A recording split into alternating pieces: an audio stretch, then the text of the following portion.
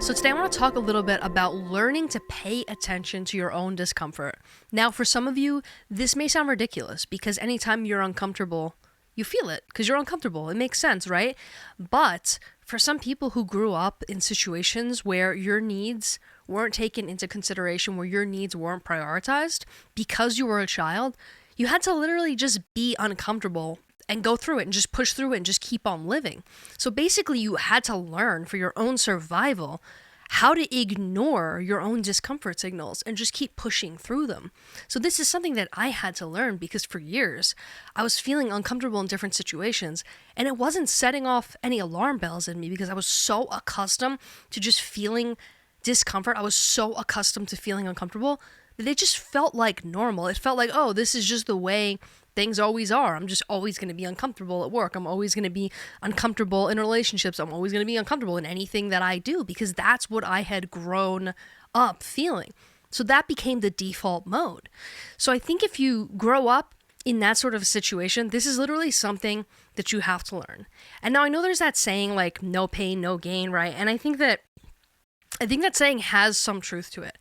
But I don't think it's the way that we talk about it in modern society. I think in modern society, when they say no pain, no gain, what they mean is keep pushing through the pain. If you're working out, keep pushing through the pain because that's where the gain is.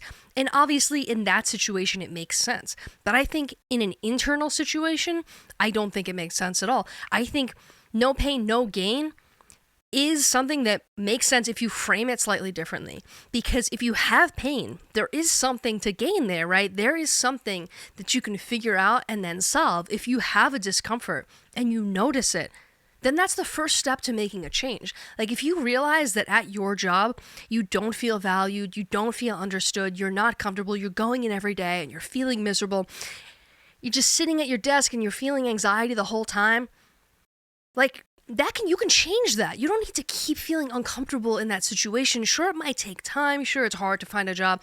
But at least now that you know, now that you're acknowledging that, you can change it. You can change your relationship if you're not comfortable. You can change your friendships. You can change your clothes. You can change anything, right? I know in my own personal situation, I was working on film sets a lot at one point, and I would be uncomfortable physically, like I would be uncomfortable carrying things or moving things, not just on film sets, but literally anywhere. Anytime somebody had to move stuff, I would just be lifting things that were way beyond my capacity to lift, and my back would be killing me. I'd be so uncomfortable, and I just kept pushing through it. And then because of that, I just kept throwing out my back. And I didn't even realize that what I was doing, sure, it was physical, but there was a huge emotional aspect behind that where I knew on some level that I wasn't comfortable doing what I was doing, and yet I kept forcing myself to do it. And it wasn't until I realized, oh, I pushed through discomfort because that's what I learned from childhood, that I was able to start making progress and changing it. And I still default and I still do it every now and then. And then I sort of realize and take a step back and say, okay, like this isn't the right thing to do. You're uncomfortable in this situation, remove yourself, figure it out, change it. So I think in modern society, in the culture that we have, we talk about pain a lot in a way that we almost make pain positive, as if it's a good thing, as if it's something that is teaching us, as if it's something that we can learn from. And I think it is, but I don't think it's taught enough that we have to really pay attention to that pain and realize it before we know to do anything about it. I think that if we're not taught at an early age to value ourselves and that we don't need to be uncomfortable and in discomfort in certain situations, that as an adult, we just learn to be comfortable in discomfort. We get like comfortably numb. And that is not a good place to be. You can't make life progress if you're comfortably numb. If you're just in this place of, well, this situation is bad, but this is what's always happened and I just need to push through it. Because if you just keep pushing through it, you're always going to be in the same situation. You're not changing the situation. I think that the way in which we raise our children tells us a lot about the problems we have today as a society.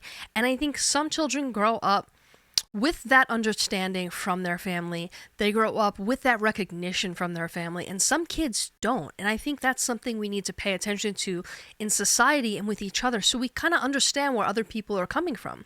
Say you have two kids and one falls and gets hurt, they scrape their knee. It's not really a big deal, right? But you have one set of parents who says, oh, come here, let me look at it. And they examine it and they know that it's fine. It's not a big deal. It's just a scraped knee. But they actually take a second out of their day to give them some care and to look at their wound and to maybe put a Band-Aid on it. Just something to make the kid feel better and feel cared for.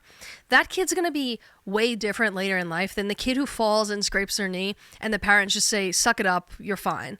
Because that kid just doesn't feel cared for. That kid just has to learn on his own to just push through the pain, that no one's there to really help. And that's not the truth, right? There are people there to help if you can recognize that something's actually going wrong. So if you got to this point in the video, I just challenge you to just start paying attention to yourself in your own life and start recognizing, where is it in your life that you're feeling discomfort, where you can actually do something about it, and try to recognize if you are one of these people who just is uncomfortable all the time and just pushes through it, because I think it's a pattern. I think it's something that you learn to do out of survival mode as a child. And it's not something that I think everyone has a problem with, but if you do, I think it can be a really, really, really big issue in your life. So if you got to this point in the video, thank you so much for watching. I can't tell you how much it means to me. This is a small channel, as you can see. So literally any views, any likes, any comments, I appreciate so, so, so much. If you comment, I promise to reply. If you subscribe, I will love you forever. That means the world to me. I'm trying to get my subscriber numbers up. And if you like self-development content, if you're here for self-exploration, you're in the right place, because this is what I want to do. This is the type of content I want to make. Talk about things that are interesting sometimes, but mostly self-development content. So I appreciate it so, so, so much, and I'll see you in the next video.